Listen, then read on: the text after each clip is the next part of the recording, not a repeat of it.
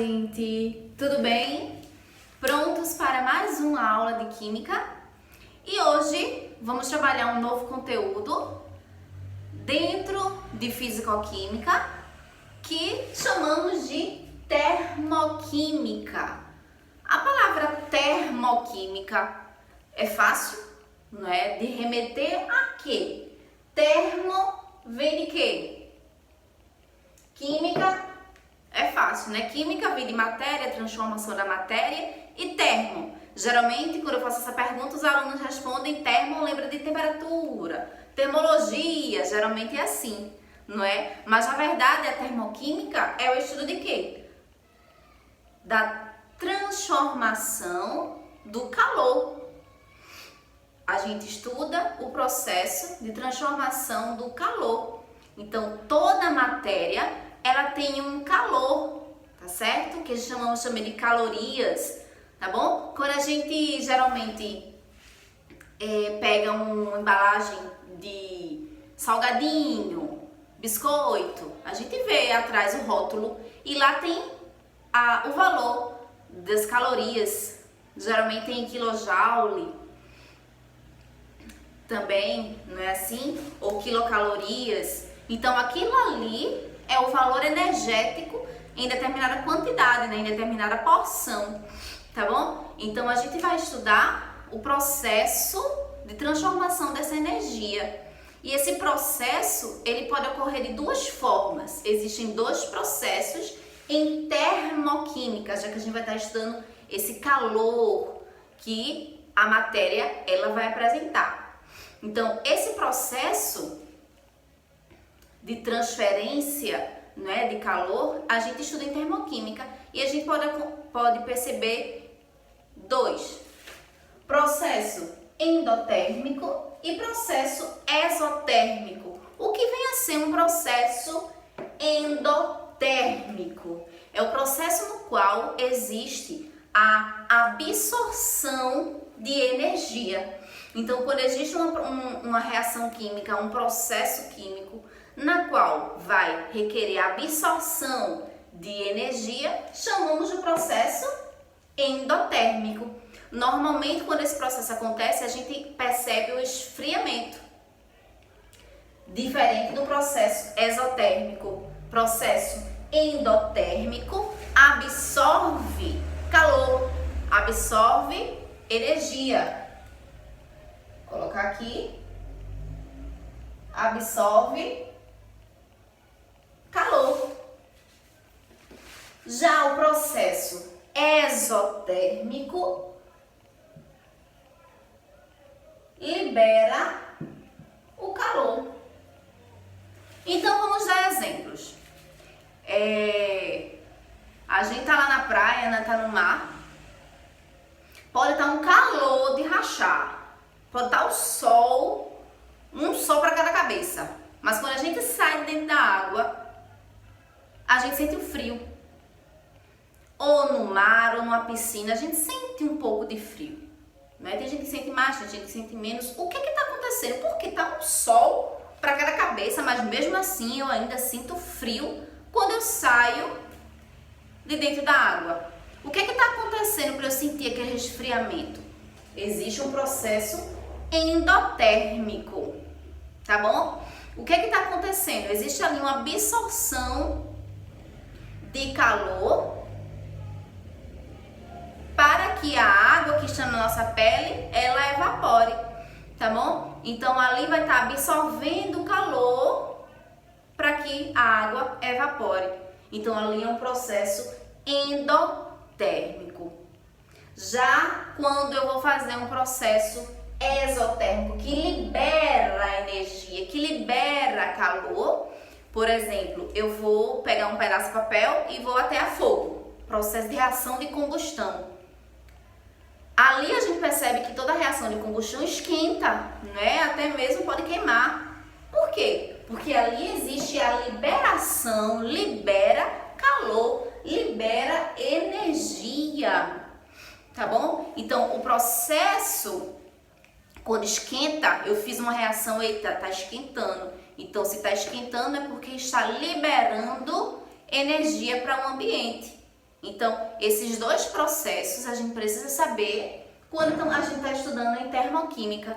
Na termoquímica é o processo de transformação da energia do calor nas reações químicas. E elas podem ser ou um processo que absorve calor ou um processo que libera calor. Se absorve energia, se absorve calor, é endotérmico. Se libera energia, se esquentou, então é porque eu estou no processo exotérmico. E quando a gente fala dessa energia, desse calor, eu posso trabalhar em pacotes.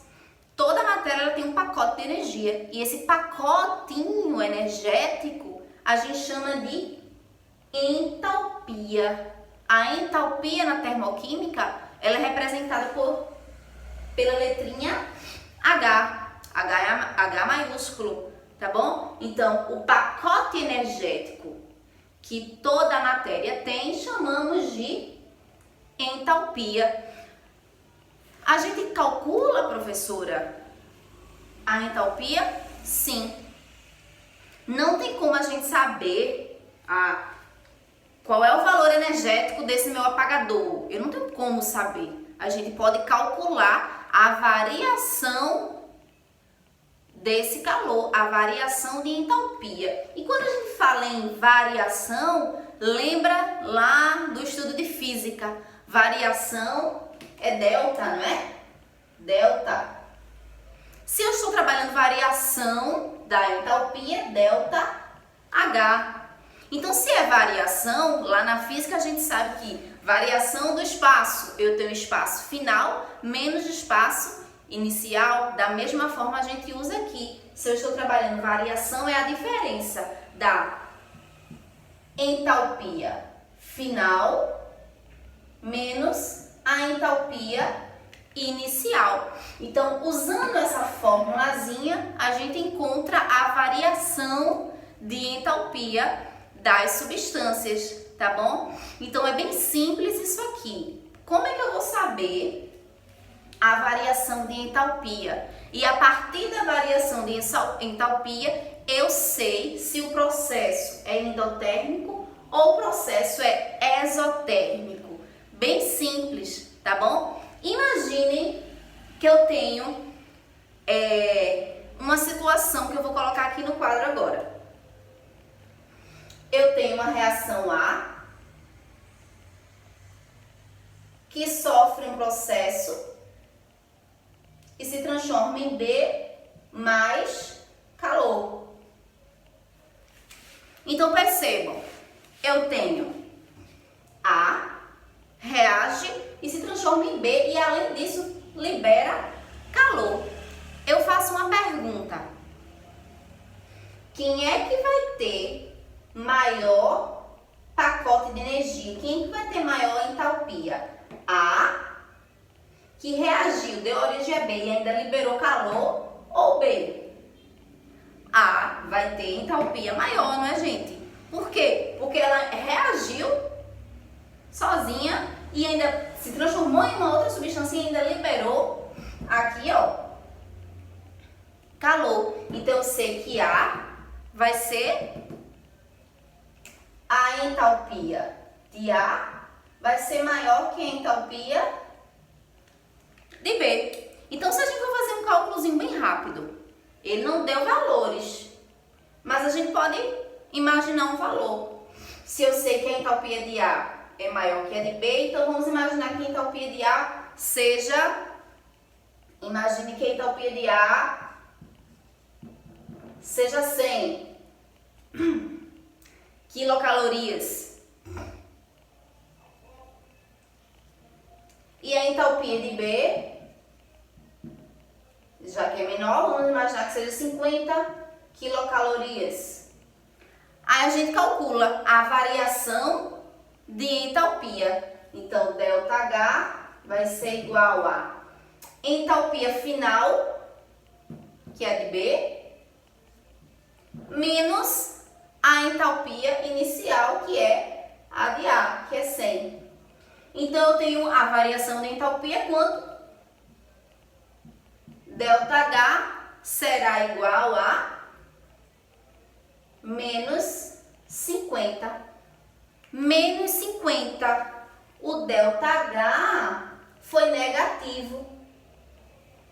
Sempre que o ΔH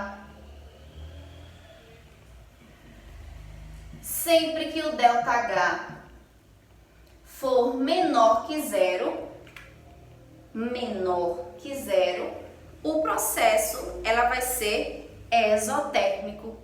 Liberou calor, tá certo? Então agora vamos fazer ao contrário. Se o processo fosse inverso, se o ΔH fosse maior que zero, então o processo era endotérmico. Então se liguem nisso.